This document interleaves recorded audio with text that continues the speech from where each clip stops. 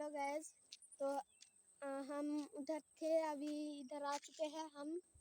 तो देखिए उधर हमारा अजय नद है।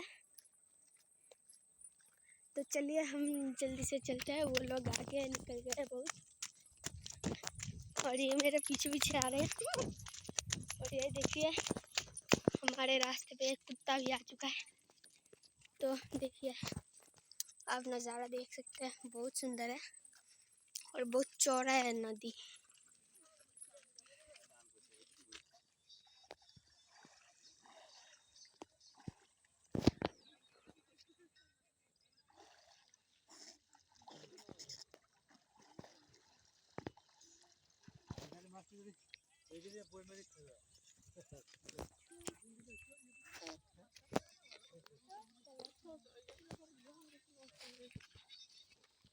নদীর জল একটু মাথায় ঠেকিয়ে নেবে, একটু আমাদের চান করাই হয় না।